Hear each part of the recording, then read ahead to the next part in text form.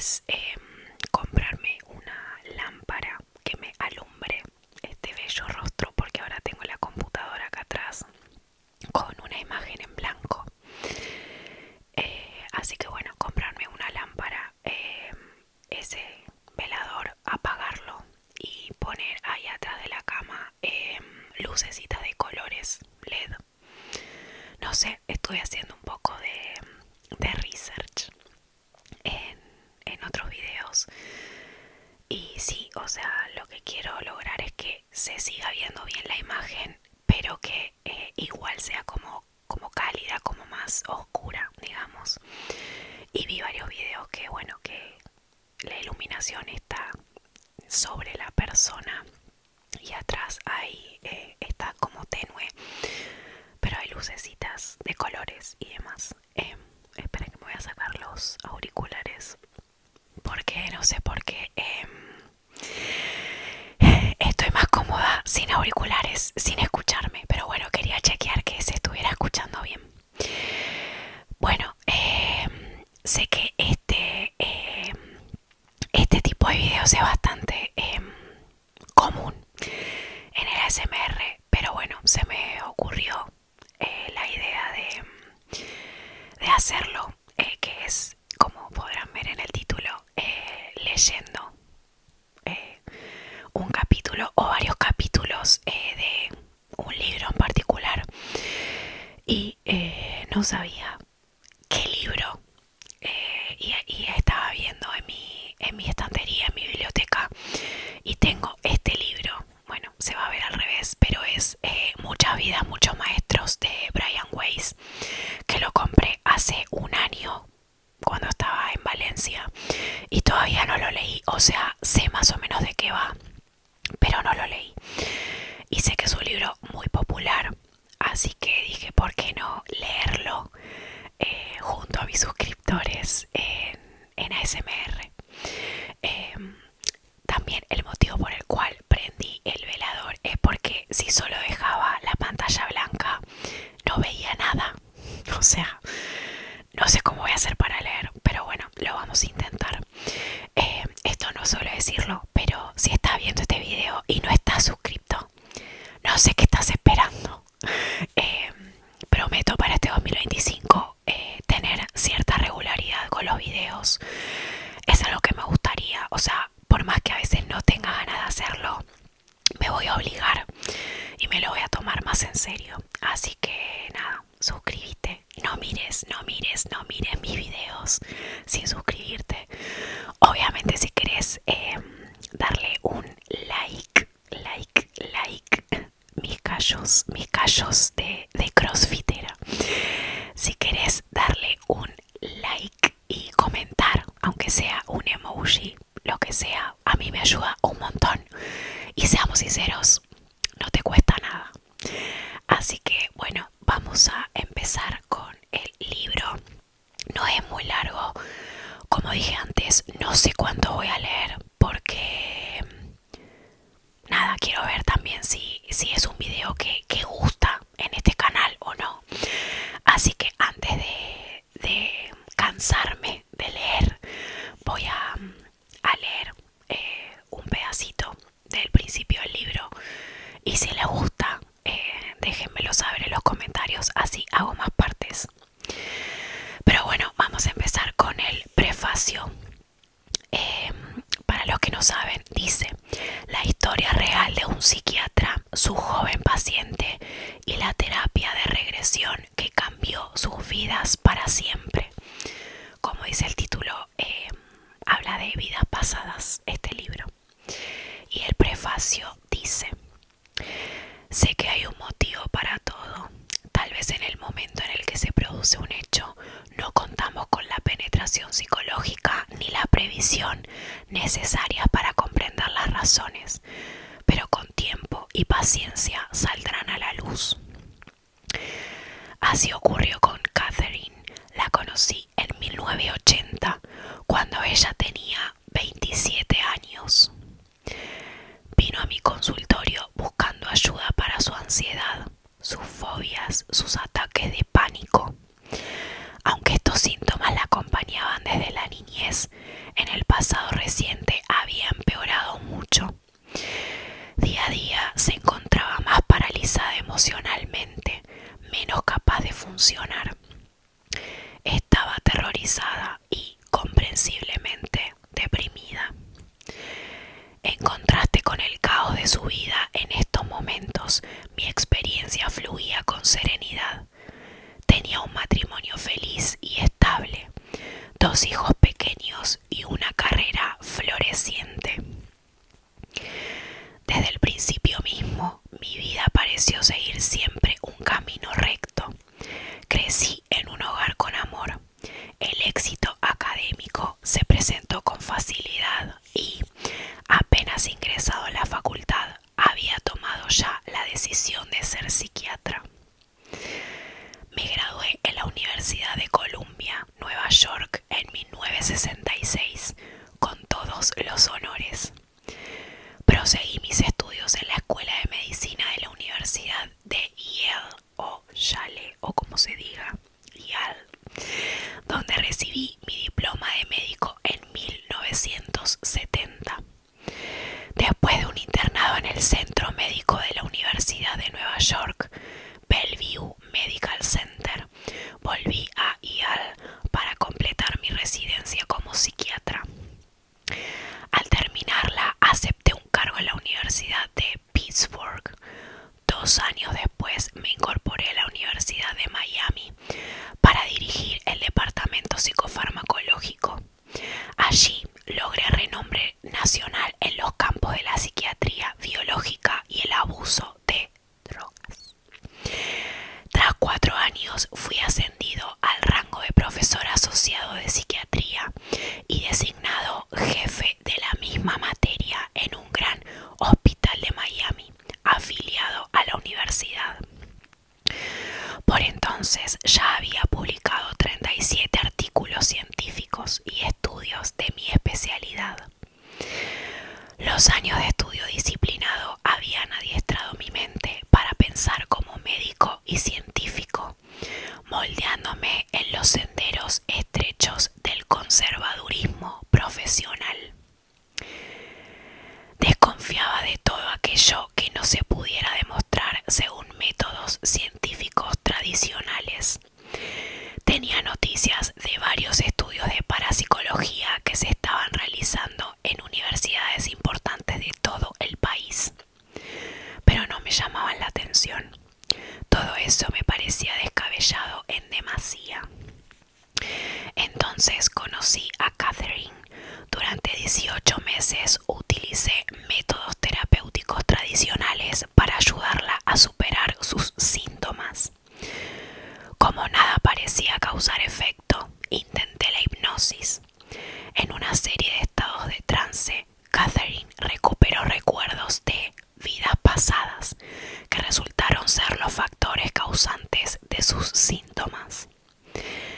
También actuó como conducto para la información procedente de entes espirituales altamente evolucionados y, a través de ellos, reveló muchos secretos de la vida y de la muerte. En pocos y breves meses, sus síntomas desaparecieron y reanudó su vida, más feliz y en paz que nunca.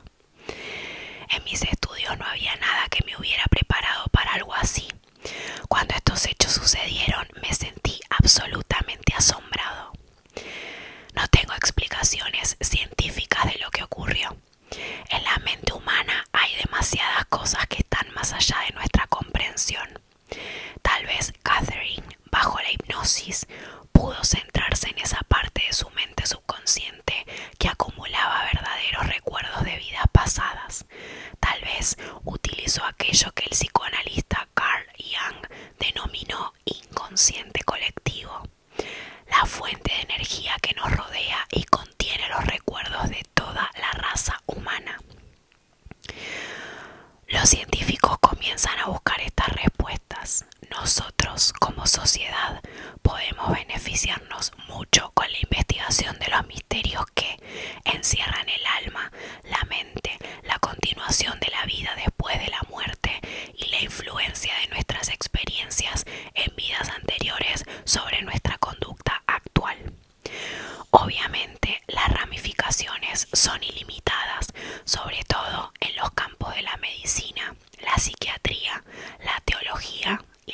filosofía. Sin embargo, la investigación científicamente rigurosa de estos temas está todavía en mantillas. Si bien se están dando grandes pasos para descubrir esta información, el proceso es lento y encuentra mucha resistencia, tanto por parte de los científicos como de los legos. A lo largo de la historia, la humanidad siempre se ha resistido al cambio y a la aceptación de ideas nuevas. Los textos históricos están llenos de ejemplos.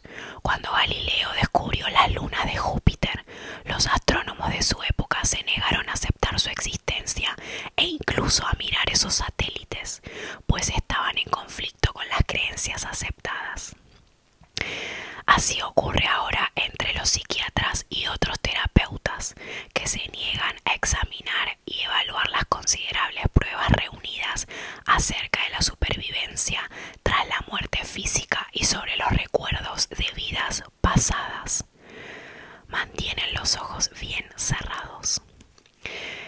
Este libro es mi pequeña contribución a la investigación en el campo de la parapsicología, sobre todo en la rama que se refiere a nuestras experiencias antes del nacimiento y después de la muerte. Cada palabra de lo que aquí se va a contar es cierta. No he agregado nada y solo he eliminado las partes repetitivas. He alterado ligeramente la identidad de Catherine para respetar su intimidad. Me llevó 4 años decidirme a escribir sobre lo ocurrido. 4 años reunir valor para aceptar el riesgo profesional de revelar esta información, nada ortodoxa. De pronto, una noche, mientras me duchaba, me sentí impelido a poner esta experiencia por escrito. Tenía la fuerte sensación de que era el momento correcto, de que no debía retener la información por más tiempo.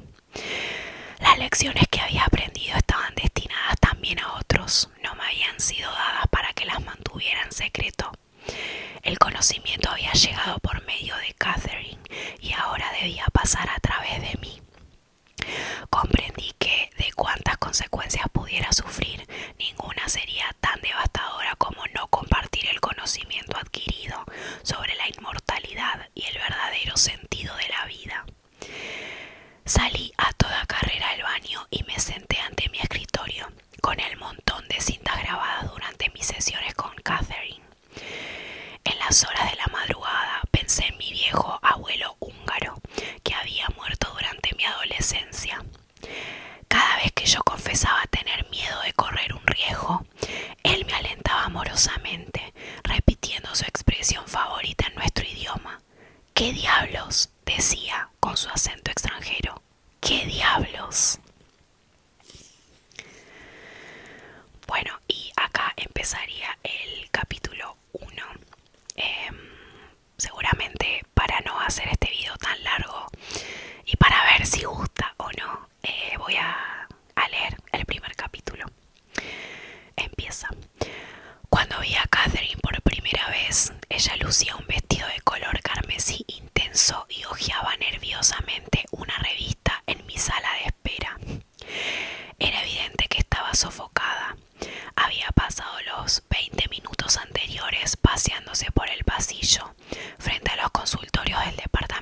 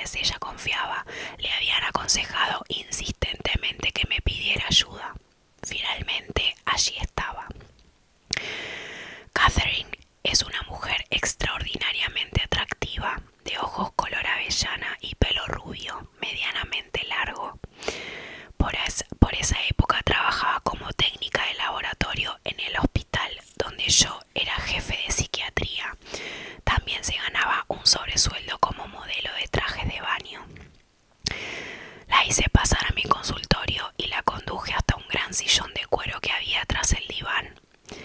Nos sentamos frente a frente, separados por mi escritorio semicircular. Catherine se reclinó en su sillón, callada, sin saber por dónde empezar. Yo esperaba, pues prefería que fuera ella misma quien eligiera el tema inicial. No obstante, al cabo de algunos minutos empecé a preguntarle por su pasado. En esa primera visita comenzamos a desentrañar quién era ella y por qué acudía a verme.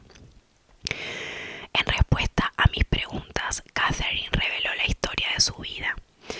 Era la segunda de 3 hijos, criada en el seno de una familia católica conservadora en una pequeña ciudad de Massachusetts.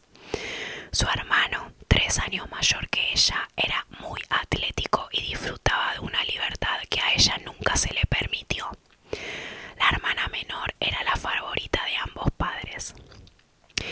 Cuando empezamos a hablar de sus síntomas, se puso notablemente más tensa y nerviosa. Comenzó a hablar más deprisa y se inclinó hacia adelante, con los codos apoyados en la mesa. Su vida siempre había estado repleta de miedos. Tenía miedo del agua, tenía tanto miedo de asfixiarse que no podía tragar píldoras. También le asustaban los aviones y la oscuridad. La aterrorizaba la idea de morir. En los últimos tiempos, esos miedos habían comenzado a empeorar. A fin de sentirse a salvo, solía dormir en el amplio ropero de su apartamento. Sufría 2 o 3 horas de insomnio antes de poder conciliar el sueño. Una vez dormida, su sueño era ligero y agitado. Se despertaba con frecuencia. Las pesadillas y los episodios de sonambulismo que habían atormentado su infancia empezaban a repetirse. A medida que los miedos y los síntomas la iban paralizando cada vez más, mayor era su depresión. Mientras Catherine hablaba, percibí lo profundo de sus sufrimientos. En el curso de los años yo había ayudado a muchos pacientes como ella a superar el tormento de los miedos. Por eso confiaba en poder prestarle la misma ayuda. Decidí que comenzaríamos por ahondar en su niñez, buscando las raíces originarias de sus problemas. Por lo común, este tipo de indagación ayuda a aliviar la ansiedad. En caso de necesidad, y si ella lograba tragar píldoras, le ofrecería alguna medicación suave contra la ansiedad para que estuviera más cómoda.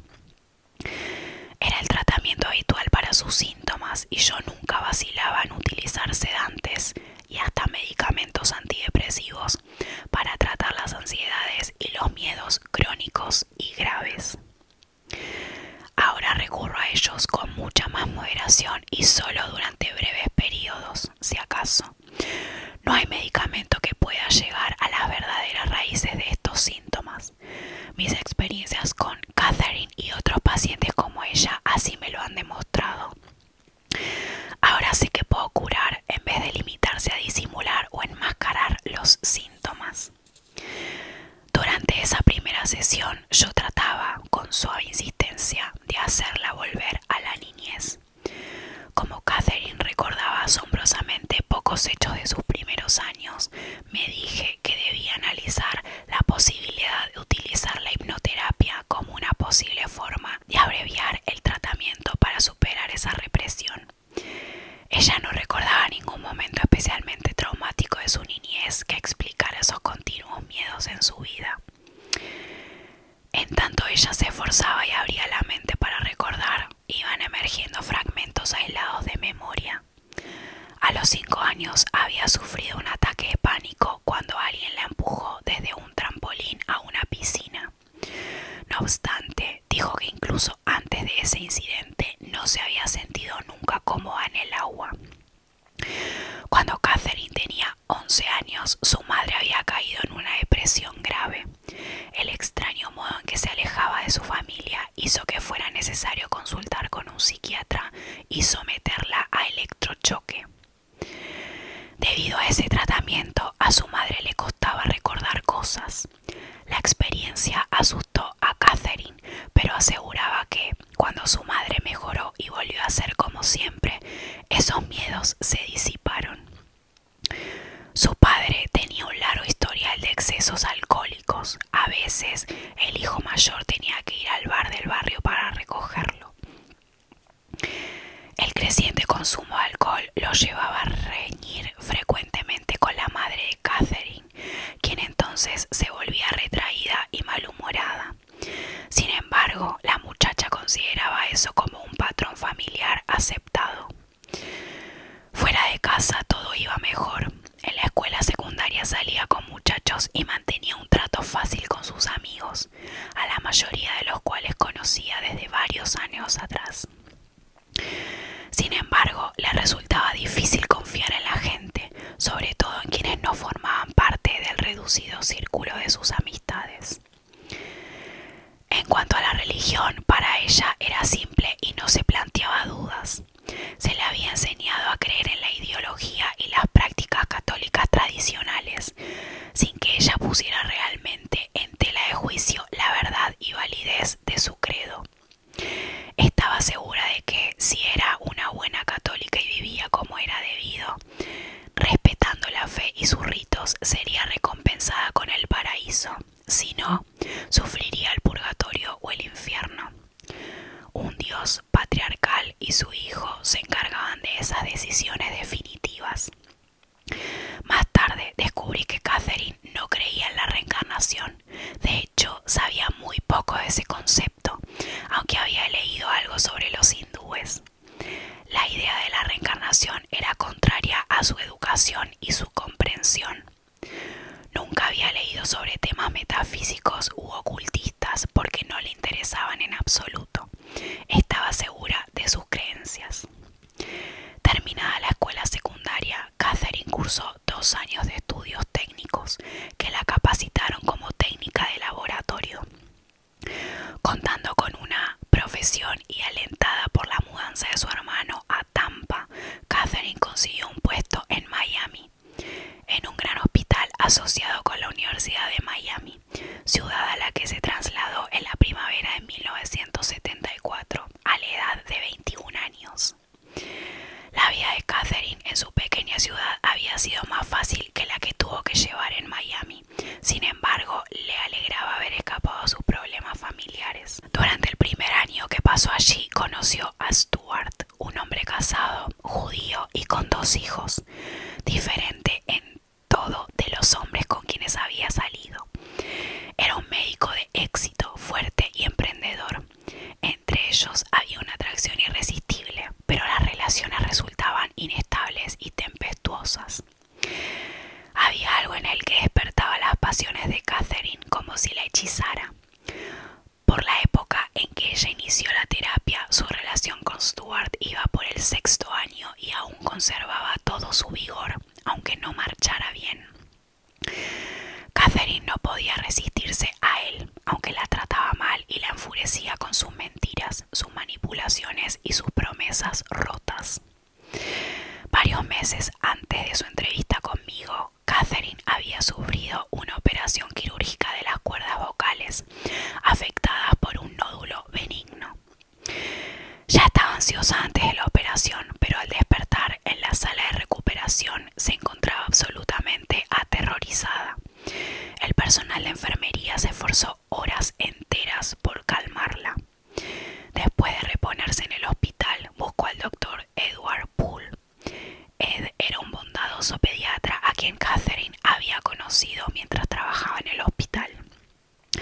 Entre ambos surgió un entendimiento instantáneo que se fue convirtiendo en estrecha amistad.